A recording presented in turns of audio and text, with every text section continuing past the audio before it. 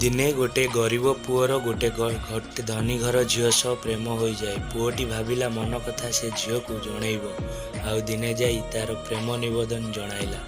ସେ ଝିଅଟି କହିଲା, ତୋର ମାସକର ରୋଜଗାର ଯେତିକି, ମୋର ଦିନକର ଖର୍ଚ୍ଚ ତାଠୁ ଅଧିକ।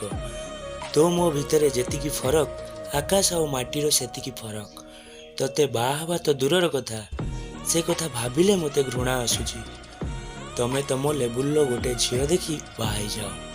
ପୁଅଟି ଏମିତି ଶୁଣିବା ପରେ ମନ ଭିତରୁ ଭାଙ୍ଗି ଯାଇଥିଲା, କିନ୍ତୁ ତାର ଭଲ ପାଇବା କମି ନଥିଲା। କ'ଣ କରିବା, ସଚ୍ଚା ଭଲ ପାଇବା ତ ଏମିତି। ଦିନେ 10 ବର୍ଷ ପରେ ଗୋଟେ ସପିଂ ମଲରେ ଭେଟ ହୁଅନ୍ତି। ସେ ଝିଅଟି ପୁଅକୁ ଚିହ୍ନିପାରେ, ଆଉ ପଚାରେ, ତୁ ସେଇ ପିଲା ନା? ପୁଅଟି ଟିକେ ହସିଦିଏ ଆଉ ହଁ କୁହେ। ସେ ଏବେ ବି ତାକୁ ଭଲ ପାଉଥିଲା। ଝିଅଟି କୁହେ, ଏଇ ଦେଖ ମୋର ସ୍ୱାମୀ ଆସୁଛନ୍ତି।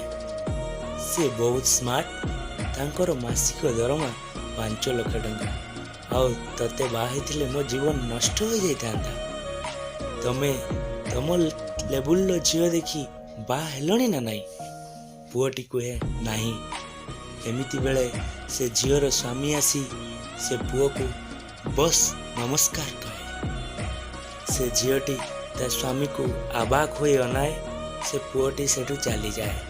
ଆଉ ଏ 2 ଜଣ ସେ ଯିବା ବେଳେ କିଛି ସମୟ ଅନେଇ ରହିଥାନ୍ତି। ସେ ଝିଅଟି ତାର ସ୍ୱାମୀକୁ ପଚାରିଲା, ସତରେ ଇଏ କ'ଣ ତୁମ ବସ୍? ସେ କହିଲା, ହଁ, ସେ ଜଣେ ବହୁତ ଦୟାବାନ ଲୋକ। ଦିନେ ମୋତେ କହୁଥିଲେ ତାଙ୍କର ପ୍ରେମ କାହାଣୀର କିଛି କଥା। ତାଙ୍କୁ ଗୋଟେ ଝିଅ ବାହା ହେବା ପାଇଁ ମନା କରିଦେଇଥିଲା, କାରଣ ସେ ସେତେବେଳେ ଗରିବ ଥିଲେ। ସେ ଝିଅଟି ବଡ଼ ଦୁର୍ଭାଗ୍ୟବତୀ। ଏମିତି ଲୋକକୁ ଗୋଡ଼ରେ ଆଡ଼େଇ ଦେଇଥିଲା। ତାଙ୍କର ଦିନକର ରୋଜଗାର 20 ଲକ୍ଷ ଟଙ୍କା। ଏମିତି କିଛି ସମୟ ଗୁଣଗାନ କଲା ପରେ ସେ ଝିଅକୁ ପଚାରିଲା, ତୁମେ କ'ଣ ବସ୍କୁ ଜାଣିଛ? ସେ ଝିଅଟି ତୁ ମେ ହୋଇ ନା କହି ଚାଲ ଏଠୁ ପଳେଇବା କହିଲା। ଶିକ୍ଷା, କେବେ କାହାର ବର୍ତ୍ତମାନର ପରିସ୍ଥିତିକୁ ନେଇ ଥଟ୍ଟା ପରିହାସ କରିବା କଥା ନୁହେଁ। ଧନ୍ୟବାଦ।